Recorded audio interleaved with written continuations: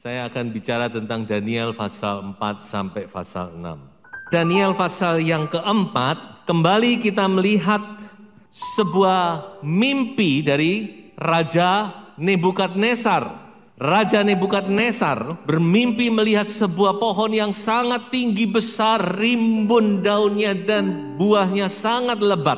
Tetapi tiba-tiba pohon itu ditebang hingga tinggal tunggulnya. Itu pun tunggulnya diikat dengan rantai besi dan tembaga, saudara. Dan kembali raja galau setengah mati. Dalam kegalauan itu kembali Daniel datang dan menjelaskan arti daripada mimpi raja. Jadi Daniel berkata, ini mimpi tentang tuanku raja, supaya tuanku merendahkan diri karena pohon ini adalah tuanku sendiri. Yang luar biasa diberkati Tuhan, dipakai Tuhan, tetapi tuanku harus merendahkan diri. Humble yourself or you will be humbled. Tuanku harus merendahkan diri atau tuanku akan direndahkan oleh Tuhan. Wah, ini saudara-saudara, perkataan semacam ini diucapkan kepada seorang raja itu nggak main-main ya. Tapi kita melihat raja nggak marah. Dan apa yang terjadi? Kurang lebih 1 tahun kemudian, apa yang dimimpikan oleh Nebukadnezar itu terjadi. Satu saat dia melihat-lihat dari ketinggian dan dia menyombongkan dirinya. Dia berkata, wah Babel ini, Babel yang luar biasa. Siapa lagi kalau bukan aku yang membangun. Kalau bukan karena aku, kalau bukan kekuatanku, kalau bukan kuasaku. Dan saudara-saudara, hal ini mengingatkan kita kepada nubuatan di Yesaya pasal 14. Dan itu adalah tidak kebetulan, itu nubuatan tentang Raja Babel yang menyombongkan diri. Dan sebenarnya nubuatan itu bicara tentang Lucifer. Bagaimana Lucifer menyombongkan dirinya, aku akan naik tinggi, aku akan menyamai yang maha tinggi. Aku. Dan kemudian dikatakan Allah mencampakkan Lucifer ke bumi. Dan ini terjadi, saudara. Jadi kita sekali lagi melihat adanya korelasi. Nubuat Yesaya yang diucapkan kurang lebih 200 tahun sebelumnya, ternyata bukan sekedar bicara Lucifer, tapi Nebukadnezar alami. Nebukadnezar menyombongkan diri dan saat itu juga dia dipukul oleh Tuhan. Dia dicampakkan dari tahtanya, dia direndahkan oleh Tuhan. Caranya yaitu dia menderita sakit jiwa. Coba saudara perhatikan ya, Tuhan kita itu tidak bisa dibuat main-main ya saudara. Bagi Tuhan tidak ada yang sulit merendahkan seorang manusia siapapun juga. Jadi Raja Nebukadnezar diberi sakit jiwa. Dalam ilmu medis disebut boantrofi. Boantrofi itu orang itu merasa dirinya seperti lembu. Nah, persis yang dikatakan, hati manusia akan dijadikan hati binatang. Nebukadnezar kena boantrofi sehingga dia dikatakan dia tidak hidup di antara manusia lagi. Tapi dia hidup di antara binatang. Dia makan rumput kayak binatang. Rambutnya, kukunya panjang kayak burung. Ini tidak karu-karuan saudara-saudara. Sampai akhirnya satu saat ketika waktunya sudah genap, Tuhan bukakan pikirannya. Raja Nebukadnezar, dia mengakui kebesaran Tuhan, dia merendahkan diri dan Tuhan pulihkan. Itulah sekilas tentang pasal 4. Mari kita baca sebuah ayat untuk menutup pasal ini. Yesus berkata di dalam Injil Matius pasal 23 ayat 12, dan barang siapa meninggikan diri, ia akan direndahkan. Dan barang siapa merendahkan diri, ia akan ditinggikan. Barang siapa meninggikan diri, ia akan direndahkan. Tapi barang siapa merendahkan diri, ia akan ditinggikan. Saudara, biarlah ini menjadi sebuah peringatan bagi kita semua, supaya kita tetap hidup di dalam kerendahan hati. In humility, humble ourselves. Kita merendahkan diri kita serendah-rendahnya di hadirat Tuhan. Karena memang seharusnya demikian, saudara. Tidak ada apapun yang bisa kita tinggikan. Bahkan keselamatan kita pun itu kasih karunia Tuhan. Hidup kita, nafas kita. Jadi kalau kita masih bisa bernafas lega, kita tidak butuh oksigen. Bukankah itu satu kasih karunia? Apa yang bisa kita banggakan? Tidak ada. Haleluya. Kita harus mengucap syukur kepada Tuhan dan selalu merendahkan diri di hadirat Tuhan. Amin. Nah, sekarang saya akan masuk kepada Daniel pasal yang ke-5. Ya, kalau tadi saya bilang humble or be humble, maka saya beri topik Daniel pasal 5 ini hujat dan hancur.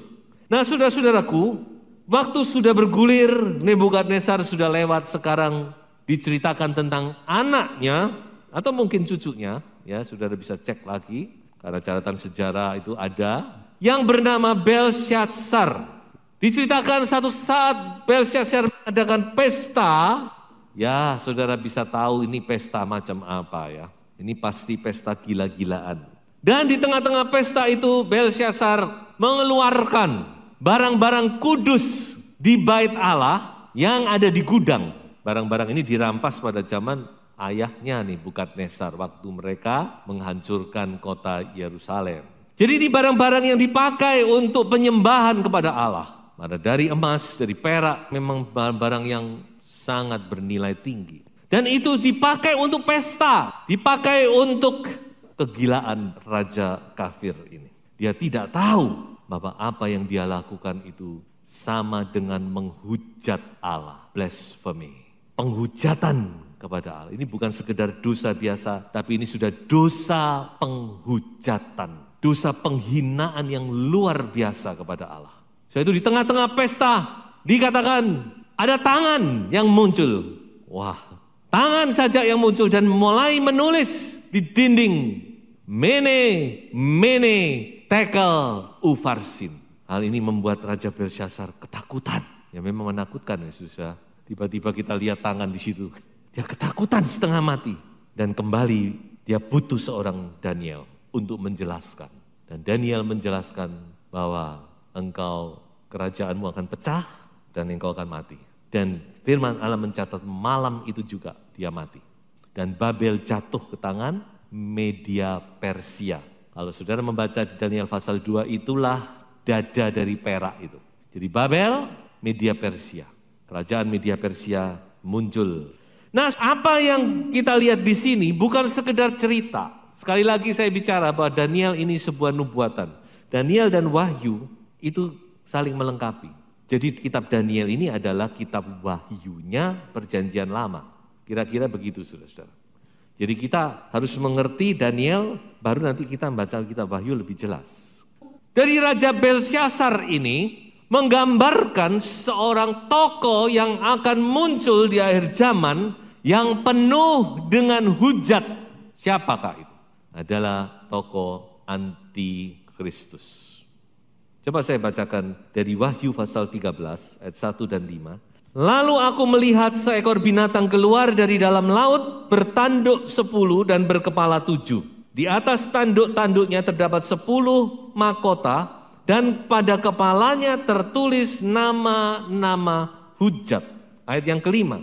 Dan kepada binatang itu diberikan mulut yang penuh kesombongan dan hujat. Kepadanya diberikan juga kuasa untuk melakukannya 42 bulan lamanya. Atau sama dengan 3,5 tahun.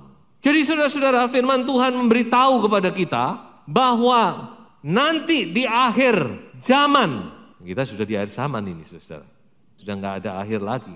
Kita ini sebenarnya sudah hidup di akhir zaman. Sebelum kedatangan anak manusia itu, batu yang dilihat dalam mimpi Nebukadnezar di pasal yang kedua, maka akan muncul seorang tokoh antagonis. Dan tokoh ini saudara-saudara mempunyai mulut yang sangat jahat. Dia bukan hanya licik, dia kejam, dia tidak berperi kemanusiaan, berdarah dingin, karena dia akan membunuh banyak orang percaya nanti. Dan salah satu cirinya adalah mulutnya penuh dengan hujatan kepada Allah yang maha tinggi. Jadi saudara-saudara, inilah dosa di akhir zaman yang dikatakan oleh Tuhan Yesus dosa menghujat Roh Kudus. Mengapa dikatakan menghujat Roh Kudus? Karena kita hidup di zaman Roh Kudus. Ini kan zaman Roh Kudus. Makanya Tuhan Yesus berkata, setiap orang yang mengatakan sesuatu melawan anak manusia, ia akan diampuni. Artinya masih mendapat kesempatan. Tapi di akhir zaman ini, barang siapa menghujat Roh Kudus, ia tidak akan diampuni. Jadi sudah tidak ada lagi pengampunan. Ini yang terakhir. Soal itu dikatakan tadi, Belsyazar enggak ada kesempatan. Nebukadnezar masih dapat kesempatan. Dia masih bisa bertobat. Ya kita enggak tahu bertobatnya sampai bagaimana. Tapi dikatakan dia mengakui tentang Allah. Tapi Belsyazar enggak ada kesempatan bertobat. Karena dia menghujat Allah. Menghujat Roh Kudus. Soal itu antikris tidak ada pengampunan. Dia adalah manusia durhaka. Dan nasibnya cuma menuju neraka yang kekal. Satu-satunya pribadi. Kalau mungkin tidak dari salah satu. Karena ada antikris, ada nabi palsu. Tapi yang pasti antikris ini satu-satunya yang nasibnya ditentukan neraka. Jadi sudah tidak ada lagi option. Untuk yang lain Allah masih punya option. Asal kita tidak melakukan dosa seperti antikris. Jadi sekarang pertanyaan kita, kapan, bila mana seseorang itu menghujat Roh Kudus? Ini seringkali menjadi pertanyaan bukan? Karena ayat itu sangat serem. Akhirnya orang akan bertanya-tanya, kapan itu? Bagaimana dikatakan orang itu menghujat Roh Kudus? Saya beritahu saudara-saudara ayatnya ini. Perhatikan Wahyu 14 ayat 9 sampai ayat yang 11. Jikalau seseorang menyembah binatang dan patungnya itu dan menerima tanda pada dahinya atau pada tangannya, maka ia akan minum dari anggur murka Allah yang disediakan tanpa campuran dalam cawan murkanya. Dan ia akan disiksa dengan api dan belerang di depan mata malaikat-malaikat kudus dan di depan mata anak domba sampai selama-lamanya. Dan siang malam mereka tidak henti-hentinya disiksa. Jadi saudara-saudara, betapa ini sebuah hal yang sangat serius dan kita harus mengerti. Ya, tentu kita berdoa dan berusaha sungguh-sungguh dikatakan oleh firman Tuhan supaya kita terluput dari murka anak domba, supaya kita disingkirkan, dihindarkan dari murka Allah itu yang akan dicurahkan pada masa 3,5 tahun itu. Tetapi kalau Tuhan izinkan, karena jelas dikatakan, saudara baca di Wahyu pasal 7, ada banyak orang tidak terhitung mereka yang masuk dalam kesusahan besar. Sebab itu saya tidak bisa mengatakan kita pasti selamat. Semua akan tidak, saya tidak mau. Firman Allah tidak berkata demikian. Jadi saya tidak mau menjanjikan hal-hal yang memang tidak dijanjikan oleh Tuhan. Tuhan jelas berkata, antikris akan mengalahkan orang-orang kudus. 3,5 tahun diberi kesempatan oleh Tuhan. Itu juga masa pengujian iman. Saudara perhatikan, ingat, mari kita ingat ayat ini. Jangan sekali-kali kita menyembah atau kita menerima tanda antikris. Kembali kepada Daniel pasal 3, lebih baik mati di dalam iman. Jadi kalau Tuhan berkata seseorang yang menghujat Roh Kudus tidak akan diampuni dosanya, ya inilah ayatnya. Siapakah mereka? Yaitu mereka yang menjual keselamatannya demi kenyamanan tubuh yang hanya seketika. Mengapa saya katakan seketika? Karena kita tahu waktunya antikris cuma 3,5 tahun. Dan 3,5 tahun itu pun tidak enak-enakan. Karena itu 3,5 tahun di mana Allah akan mencurahkan semua murkanya. Dan saudara bisa baca itu di dalam kitab Wahyu. Cawan murka itu membuat dunia kocar kacir tidak karuan dan tidak akan enak dinikmati lagi. Saudara. Saya tidak tahu ketika cawan murka itu dicurahkan apalagi yang akan dialami manusia. Sudah camkan, itulah sebabnya maka kita harus bertahan di dalam iman, bertekun dalam iman. Seperti yang Tuhan Yesus katakan, barang siapa bertahan sampai kesudahannya, ia akan selamat. maju ke Daniel pasal 6. Worship him and keep alive. Nah saudara-saudara, ini cerita yang sudah sangat populer.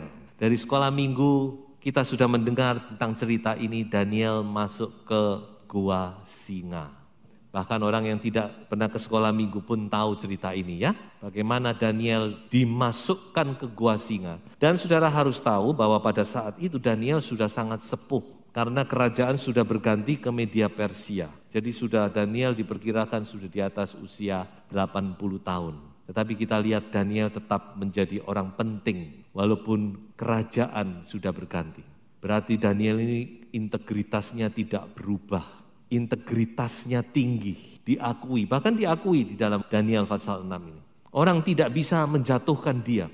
Banyak yang iri, saudara jangan kaget. Banyak orang yang iri, sirik kepada Daniel. Tapi mereka mau cari-cari kesalahan Daniel, tidak ada. Dia seorang yang lurus, dia seorang yang punya integritas, dia orang yang setia kepada raja, kepada tugasnya. Sehingga dikatakan orang tidak mendapati kesalahan apa-apa, kecuali satu, dalam hal penyembahan. Sebab itu dengan liciknya mereka membuat sebuah undang-undang, dikatakan dalam waktu sebulan orang tidak boleh menyembah siapapun kecuali menyembah raja. Wah, raja tersanjung, dia nggak tahu dia sedang dijebak.